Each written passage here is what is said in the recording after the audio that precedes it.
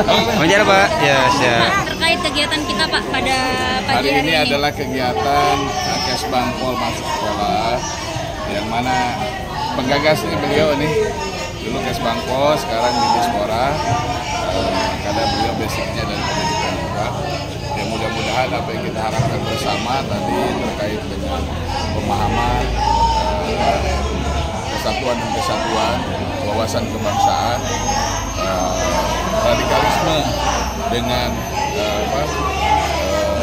terorisme, dan terakhir masalah narkoba. Ini yang menjadi atensi, makanya kita ada beberapa narasumber dari instansi vertikal, baik itu dari Batam ataupun di luar Batam ataupun daerah provinsi. Alhamdulillah ini pembekalan sejak dini kepada anak didik, dalam hal ini siswa-siswi yang ada di sana.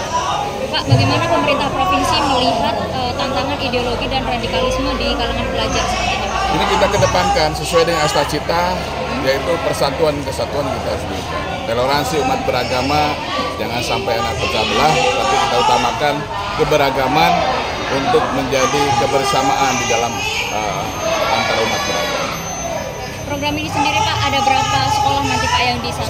Di sekolah mungkin di Batam ini dari masing-masing kabupaten ada. Kemarin di Tanjung Pinang SMA 1 dan SMA 4. Sekarang di SMA yang ada di Batam baru SMA 3.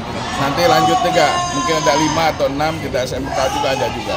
Habis itu Jambalai Karimun, Natuna, Nampas, Linda, dan terakhir nanti yang ada di daerah Lingga. Pak, ini kan tadi programnya katanya Mei sampai Oktober nih Pak. Kira-kira ada berapa sekolah Pak nanti? Mungkin lebih daripada 20 sekolah lebih. 20 sekolah. Ya. Pak, pertemuan dengan kepala sekolah se-Kota Batam tadi Pak, bisa jelaskan? Pertemuan dengan kepala sekolah tadi sampaikan yaitu terkait dengan tusi daripada kepala sekolah di sini. Yang kedua koordinasi dengan kepala dinasnya.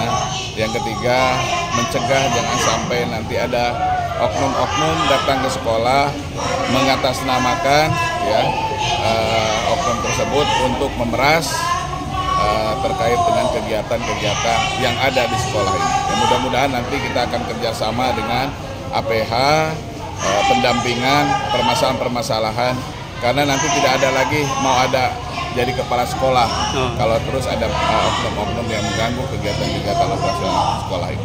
Solusi untuk kekurangan PTK? Nanti kami berdiskusi dengan Pak Gubernur, dengan Dinas Pendidikan, dengan Inspektorat dan Kesbangpol dalam hal ini untuk membuat satuan tugas permasalahan-permasalahan yang ada di internal di Provinsi Kepulauan Riau. Pak izin, tadi kan dari kepala sekolah juga bersangkutan menceritakan bahwa di sini udah overload, satu kelas itu udah 40. Ya ini DAK harusnya kan kemarin sudah berjalan juga dari PUPR. Okay. Kami melihat daripada APBD kita, kalau kita perlu vertikal ke atas lagi, kita akan bangun lagi. Karena mungkin perlu sampai 9 ruangan lagi. Nah 9 ruangan atau ruang kelas baru ini kita akan perjuangkan untuk bisa dibangun yang ada di SMA 3 ini. Di Batam sendiri ada berapa Pak program ataupun penambahan kelas ada 35 baru? semuanya seluruh Kepri ini. Oh, 35. Nah, tetapi nanti di Barelang kan kita akan bangun SMA lagi. Ada pertama mungkin sekitar 9 kelas dulu.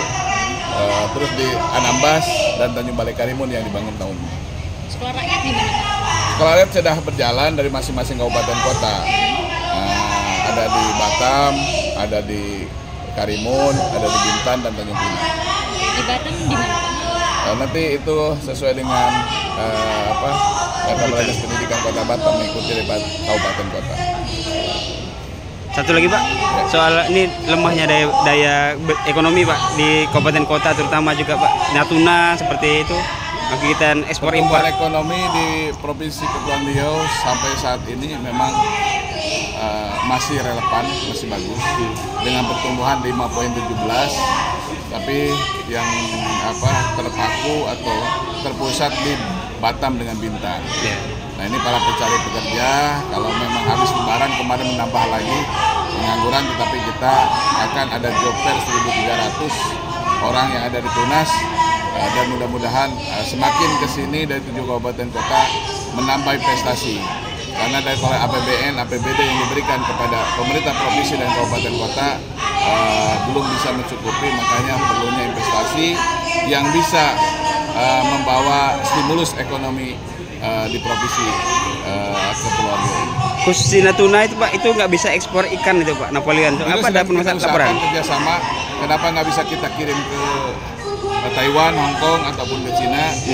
Kami akan dengan dinas DKP, dengan KKP, kementerian terkait sedang meminta berkoordinasi supaya bisa ekspor kembali ikan yang ada di provinsi Kepulauan Riau ke daerah Cina, Taiwan, atau Hong Kong.